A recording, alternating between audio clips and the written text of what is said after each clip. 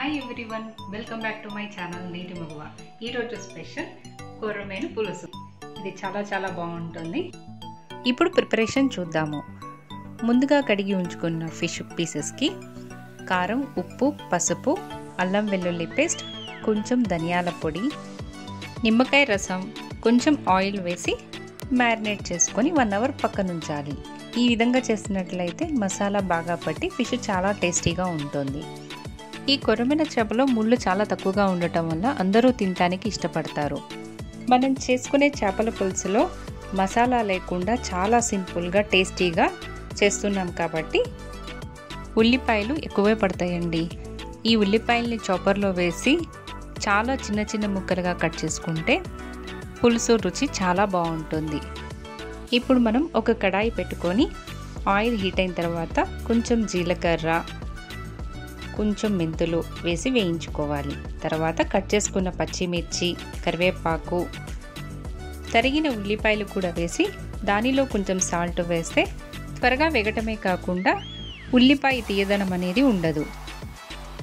ఉల్లిపాయలు వేగిన తర్వాత దానిలో కొంచెం పసుపు, అల్లం వెల్లుల్లి పేస్ట్ వేసుకొని పచ్చిస్మెల్ పోయే వరకు వేయించుకోవాలి. తర్వాత మనం ఒక బౌలు చిక్కటి చింతపండు గుజ్జుని కూడా వేసుకొని దానిలో సరిపడంత నీళ్లు పోసుకొని మరిగించుకోవాలి. దానిలో జీలకర్ర పొడి, కారం, ఉప్పు, ధనియాల పొడి వేసి మరగనివ్వాలి. తర్వాత మనం మ్యారినేట్ చేసుకున్న ఫిష్ను కూడా వేసి ఉడికించుకోవాలి. పులుసులో చేప ముక్కలు వేసిన తర్వాత అస్సలు కలియపెట్టకూడదు, ఎందుకంటే చేప కట్ అయ్యే ఛాన్సెస్ ఎక్కువ ఉంటుంది. అందుకే బాండీని తిప్పుకుంటే సరిపోతుంది. ఈ చేప ఉడకటానికి 10 నిమిషాలు సరిపోతుంది. ఈ చేప ఉడికిందో లేదో తెలుసుకోవడానికి చేప మీద లేయర్స్గా ఫామ్ అవుతుంది.